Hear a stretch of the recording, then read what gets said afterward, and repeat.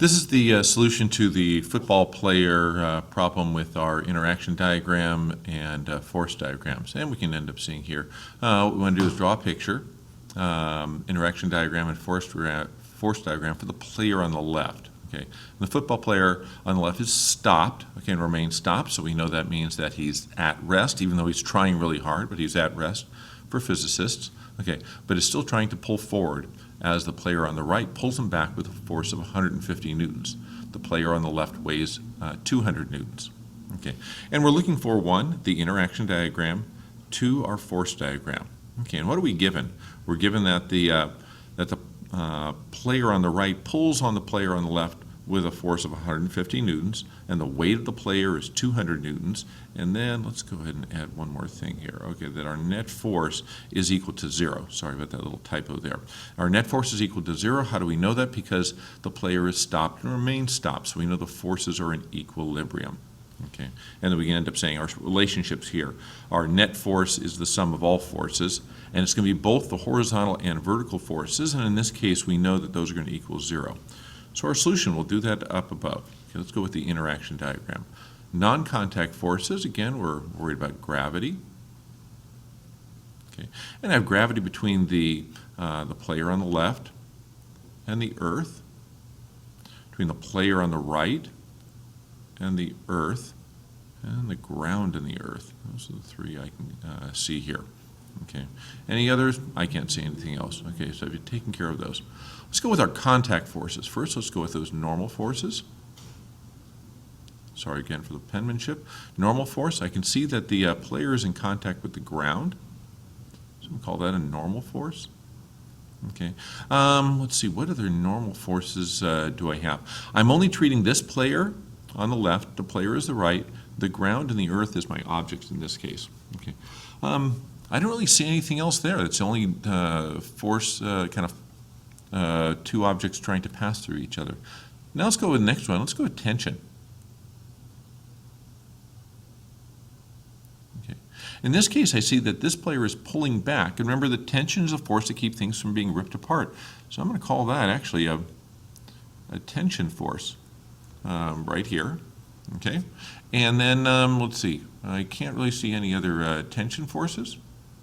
Taking care of my normal. Again, the last one's going to be friction.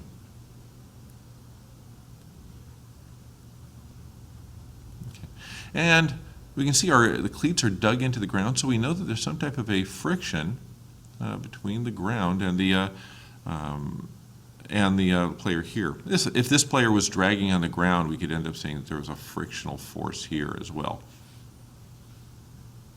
Okay, now I want to make my force diagram, and I know the first step in that is I want to end up, let's see, enclosing the object of interest, and it'll be this player. I changed the color of the pen just maybe to try and make it a little bit easier here.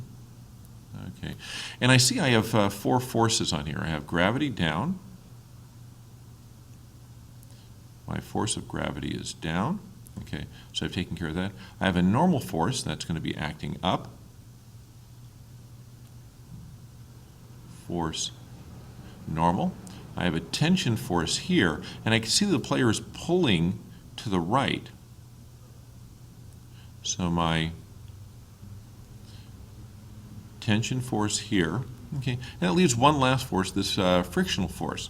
Now what's kind of interesting is we're looking at the interaction between the player and the ground, and I know this is going to have to all balance out because the net force is 0. So really what, I know that there's a frictional force. I know it's going to be horizontal because it goes along a surface, but what might be kind of interesting, even though the player is pushing back on the ground is pushing forward on the player. And so that's our frictional force. Okay. And so that's what our, let's see, our force diagram looks like. Now let's give some numbers to this. Let's go with the information we know. Okay, we know that the player on the right is pulling on the player on the left with 150 newtons of force. So I know that this is 150 newtons. We also know that the player force of gravity weighs 200 newtons. So I know that this is 200 newtons. If I look back at my relationship, I know that the sum of forces, both in the horizontal and vertical direction, have to be equal to 0. Again, if I have 200 newtons down, my normal force must be 200 newtons up. Okay, and then how about horizontally? I've got 150 newtons to the right. I must have 150 newtons of force to the left. Good morning, Sacred Heart Cathedral. Please. Okay, so we've taken care of the interaction diagram and we've taken care of the force diagram. Last thing now is just take a look at our smell test, or is it reasonable? And so down here, explain what your solution means in a sentence or two. Is your answer reasonable? You can see here I put the player is pushing forward. Okay, he's trying to push forward. Actually, the ground is pushing him forward, and we talked about that here, that the ground is pushing him forward. But the player on the right is pulling him back with the same amount of force. We see that the 150 newtons here and the 150 newtons here to the right and to the left balance. Okay, gravity is pulling him down. We see that here with the 200 newtons, but the normal force is holding him up. Okay. Yeah, this seems to be reasonable. If someone's pulling me back at 150 newtons, I should be able to pull forward at 150 newtons. And we've seen in some of our examples, if gravity is pulling us down with 200 newtons, that floor is holding us up with a similar force.